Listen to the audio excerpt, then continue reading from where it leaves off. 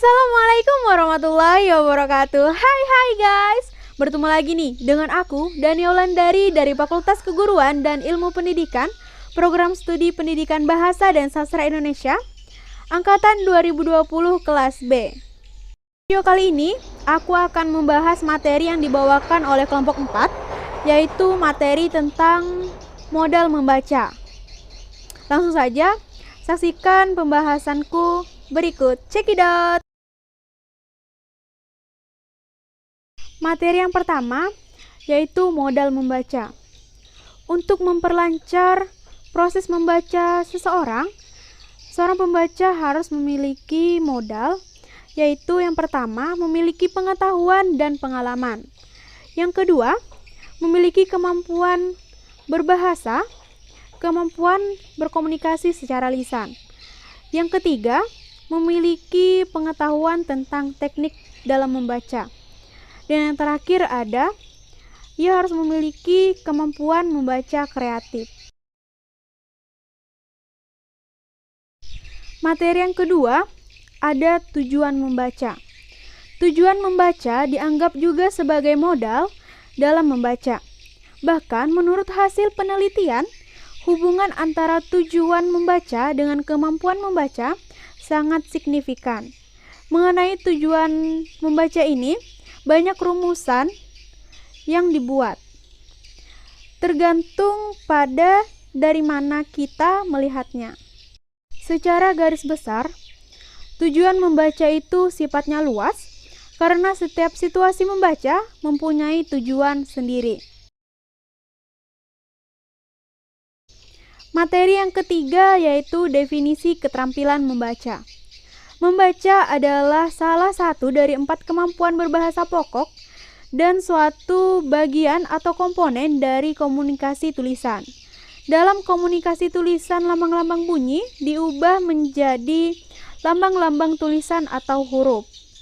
Membaca dapat didefinisikan pula sebagai suatu proses yang dilakukan serta dipergunakan oleh pembaca untuk memperoleh pesan yang hendak disampaikan oleh penulis melalui media kata-kata atau bahasa tulis. Tarigan tahun 2008.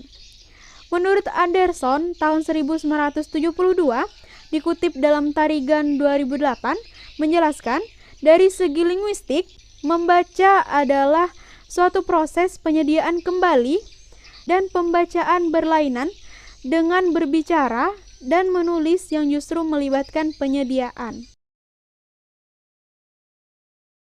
Materi yang keempat yaitu kemampuan berbahasa lisan dan jenis-jenis situasi membaca. A. Kemampuan berbahasa atau kemampuan berkomunikasi lisan. Kemampuan membaca adalah kemampuan seseorang setelah ia dapat berkomunikasi secara lisan. Atau dengan kata lain, dalam urutan perolehan kemampuan berbahasa, urutan normal, komunikasi lisan mendahului komunikasi tulis. Sebelum orang dapat membaca dan menulis, tentu harus dapat berbicara dan mendengar terlebih dahulu. Contohnya, di mana anak kecil lebih dulu belajar berbicara sebelum ia dapat menulis, karena biasanya pembicara saat berkomunikasi secara lisan cenderung kurang berstruktur dibandingkan dengan ekspresi tulis yang lebih berstruktur. B. Jenis-jenis situasi membaca. Dalam kajian membaca dikenal banyak jenis membaca. Ditinjau dari segi terdengar setidaknya suara si pembaca. Pada waktu membaca dapat dibagi atas membaca dalam hati, serta membaca bersuara atau membaca nyaring. Dilihat dari sudut cakupan bahasa bacaan yang dibaca, membaca dapat digolongkan ke dalam membaca ekstensif dan membaca intensif. Dilihat dari tujuan kedalamannya atau levelnya, membaca dapat digolongkan ke dalam membaca literer, membaca kritis, dan membaca kreatif. Yang pertama, membaca nyaring dan membaca dalam hati. Membaca nyaring merupakan proses mengkomunikasikan isi bacaan dengan nyaring kepada orang lain. Yang kedua ada membaca ekstensif dan membaca intensif. Membaca ekstensif merupakan membaca yang dilakukan secara luas. Pada siswa diberikan kebebasan dan keleluasaan dalam hal memiliki baik jenis maupun lingkup bahan-bahan bacaan yang dibaca. Yang ketiga ada membaca intensif. Membaca intensif merupakan program kegiatan membaca yang dilakukan secara seksama. Dalam membaca ini, para siswa hanya membaca satu atau beberapa pilihan dari bahan bacaan yang ada. Materi yang kelima yaitu pengetahuan tentang teknik membaca. Teknik membaca antara lain ada baca pilih atau selecting. Selecting ini dilakukan dengan cara memilih bahan atau bagian bacaan yang dianggap relevan dengan kebutuhan pembacanya. Selanjutnya ada teknik baca lompat atau skipping. Skipping ini dipakai untuk menentukan bagian bacaan relevan dengan kebutuhan pembacanya, dilakukan dengan cara melompati bagian-bagian yang tidak diperlukan. Selanjutnya ada teknik baca layap atau skimming. Skimming adalah membaca dengan cepat untuk mengetahui isi umum atau bagian suatu bacaan. Ia juga menyebutkan bahwa skimming bacaan adalah mencari hal-hal penting dari sebuah bacaan atau ide pokok dan detail yang penting yang dalam hal ini tidak selalu di permukaan atau awal, tetapi terkadang di tengah atau di dasar bagian akhir. Teknik selanjutnya ada baca tatap atau scanning.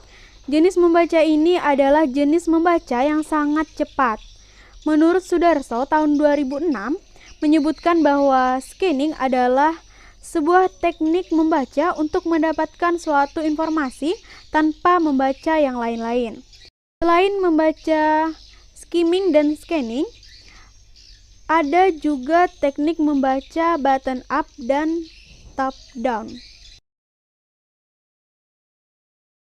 Materi yang keenam ada tipe pembaca yang tidak efisien dan masalah umum dalam membaca. Tipe-tipe pembaca yang tidak efisien diantaranya yaitu yang pertama, membaca dengan memfokalkan apa yang dibacanya. Yang kedua, membaca sambil bergerak. Yang ketiga, membaca sambil tiduran atau berbaring. Dan yang terakhir ada membaca tidak konsentrasi. Ada beberapa masalah dan hambatan yang umum terjadi pada setiap orang. Masalah tersebut antara lain, yang pertama ada rendahnya tingkat kecepatan dalam membaca, yang kedua ada minimnya pemahaman yang diperoleh, dan yang terakhir ada kurangnya minat baca.